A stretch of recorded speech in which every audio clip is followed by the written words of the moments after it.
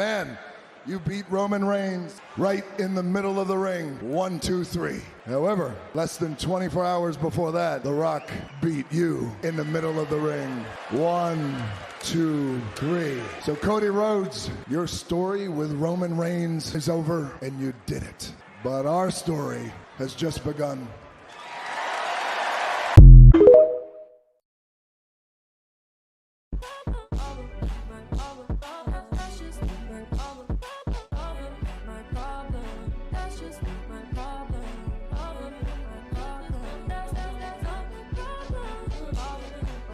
Hey, what's going on, YouTube land? This is your boy TJ, and welcome to my YouTube channel, Wrestling Nostalgia, where I get my reviews on WWE shows and PLE events. But today,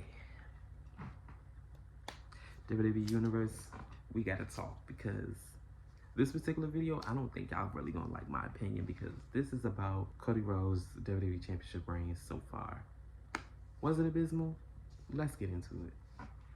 So, let's have a serious conversation, right? Cody Rhodes been WWE champion since WrestleMania 40, and I'm not gonna lie, I was one of the ones that said that, oh, I can't wait till Cody wins the WWE Championship, because now we're gonna have an active WWE champion, we're gonna have active championship defenses, we're gonna have somebody that's actually gonna be here for full time. Like, as great and as talented as Roman Reigns is, I'm not gonna lie, I don't really like part-time champions, unless you're only gonna be champion for a couple of months and then drop it to somebody that needs the rub or whatever, or the guy that's next up that the WWE company is looking for to be the top guy. All right, cool, I'm all right with that, but not 4 years. Like, come on. He had a reign of terror almost that rivals Triple H's, okay? That really needs to be studied, because at least with Triple H, he lost the championship here and there, and it gave other people a rub to have thriving careers even after losing the championship. Half of the people that Roman Reigns had defeated, some of them aren't even in the company anymore.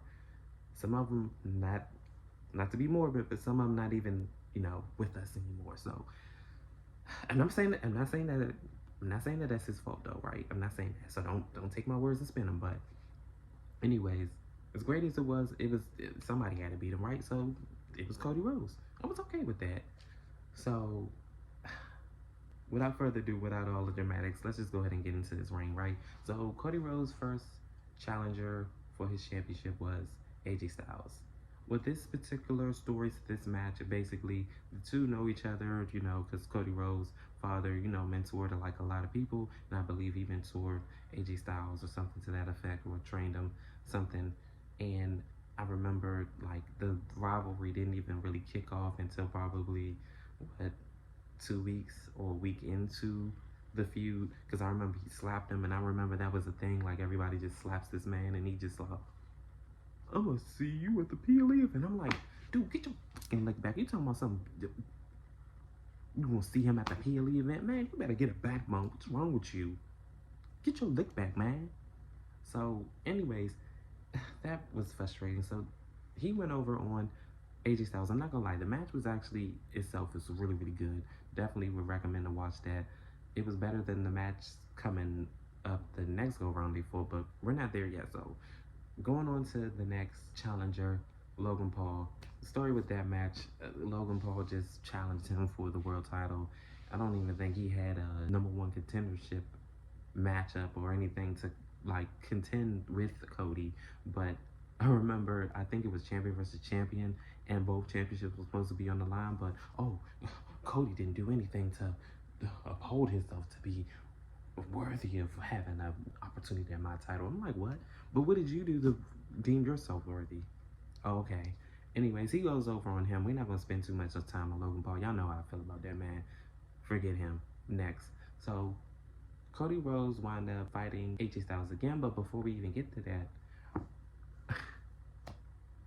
AJ Styles had faked a whole retirement angle, and he all like, yeah, I really got an announcement to make, and this, and the third, and yeah, so he goes out there and he does all this, pandering to the crowd, and then he winds up, because this was like after he went to Nick and he said that he's not going to get another world championship opportunity. He has other people that he's considering this, and the third, so he wound up faking retirement, and then he was out in the ring, and then he wound up calling out Cody all like, yeah, and like, basically had this whole moment, and then he wound up getting clothesline, beat up, and then got hit with the Styles Clash on the steel steps. Then this led up to the I Quit match at the Clash in the Castle. The match previous with Logan Paul was at King of the and Queen of the Ring.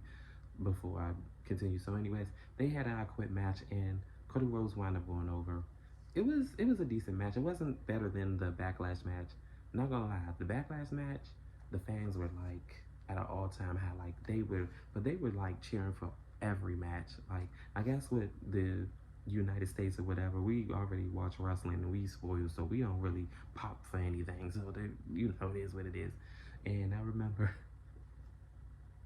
the way he said I quit was so crazy, because Cody Rhodes had like steel steps and he all like was about to run and hit him with it, and he all like, no, I quit, and he hit him anyway. And I'm like, finally, show edge.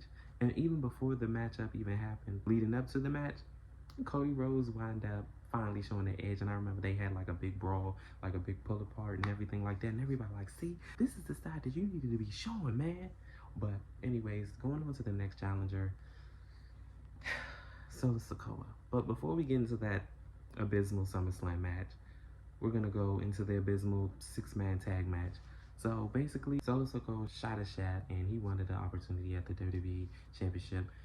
We're gonna go ahead and get right into the Money in the Bank pay-per-view match, where Cody Rhodes got pinned by Solo. So now he has a stake at the #1 contendership for Cody's championship. So he pinned him in the 6-man tag. Then we get to SummerSlam. The story going into this is nobody really cared about this match. They were just wanting Roman Reigns to come back.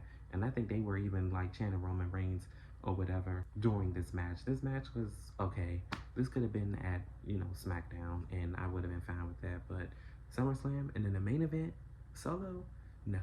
So Roman Reigns came back. He beats up on his little cousin and cost him the world title. And Cody Rhodes went over, and he feels like an afterthought in his own world championship matchup. Who would have thought it, right? So after this, we wound up going into his next challenger, which was Kevin Owens. The story going into this match was Kevin Owens was hesitant on being the #1 contender to Cody Rhodes' championship because he didn't do anything of importance for him to deem himself worthy of the WWE Championship. But Cody Rhodes saying that you helped me out and you looked out for me, so I'm looking out for you. You're going to have a World Championship match whether you like it or not. So he finally just agreed. They had the match at Bash of Berlin. Not going to lie, his match was really, really good. They had a good back and forth bout. But it was no heat to this match. Nobody was like really looking forward to this match because they didn't have any personal animosity. And Kevin Owens haven't quite turned heel yet. It was like he kind of teased it, but throughout the weeks before this match, but should have been happened. But hey, not the booger, so.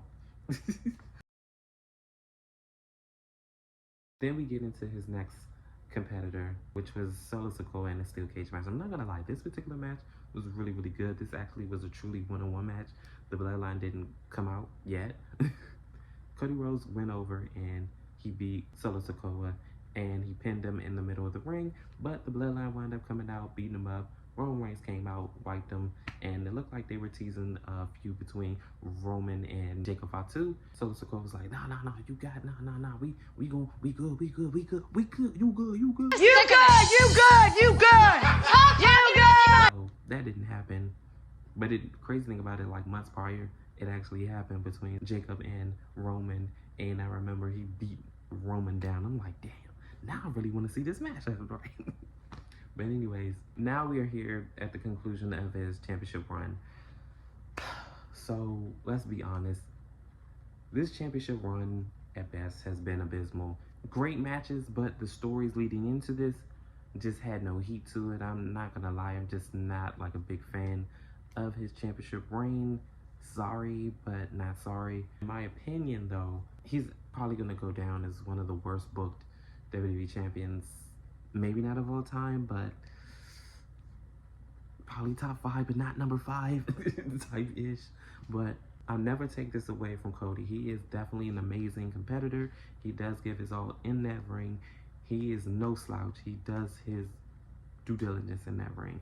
And I love it. I'm not gonna lie, the matches itself, great.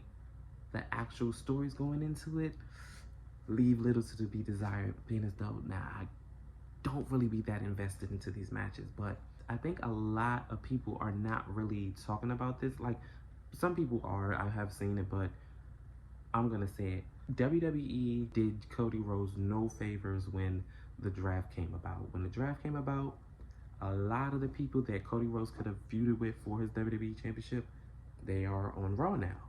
So that kind of put him in championship purgatory, because it's like, when you look at the lay of the land, it's like, y'all don't have any real top stars outside of Roman Reigns. And also, it just feels like with Cody Rhodes' reign, am I the only one to feel like this? It's like we're waiting for Roman and The Rock to come back for something to really kick off in second gear. It's like, okay, we have to give Cody something to do, so it just feels like y'all just feeding these people to him, and it doesn't never feel like he's gonna actually lose his championship. I wouldn't be surprised, which I feel like we all think this too, The Rock is gonna come back and he's gonna win the WWE Championship or another time. I think what this will be the 9th World Championship or 10th. Not completely sure about the record, but I'll look it up and I'll probably put it, like, pin it like on the side or something. But it just feels like we're just waiting for The Rock to come back, or Roman, which Roman is back, and The Rock, as of this recording, came back at Bad Blood. Hey, you know, kudos to him.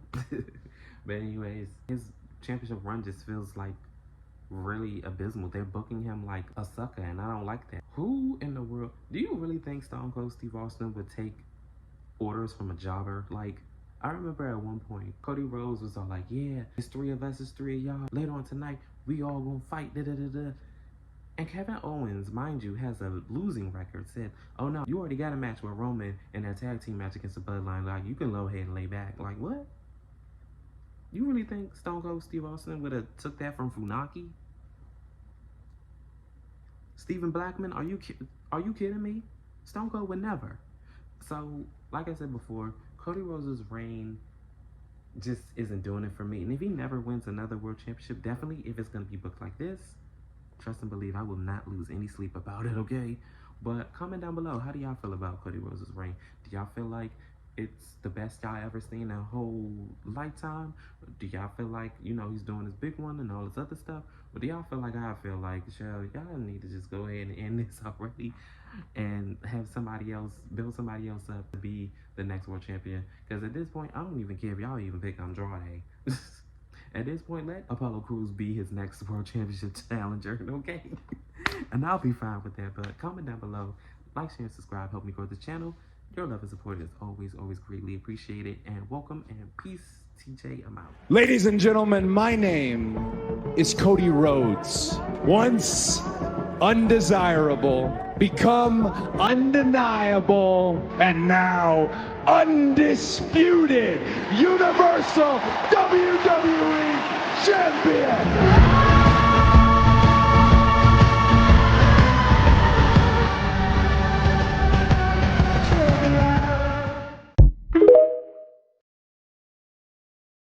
You want to know why The Rock is the final boss? The Rock is a director of the board of TKO, which means he's your boss and your boss. I introduce you to the Cody Crybabies. We want Cody. Cody's got to finish his story. When it comes to you, Yeah. You shut your mouth right now, boy. You shut your mouth before you even start talking. It's a side that you haven't seen The Rock, but it's been in here all along. It didn't have to be like this, because you were a mistake. Look at your hero. What the bloodline is cooking. Oh my God, that be baby. Well,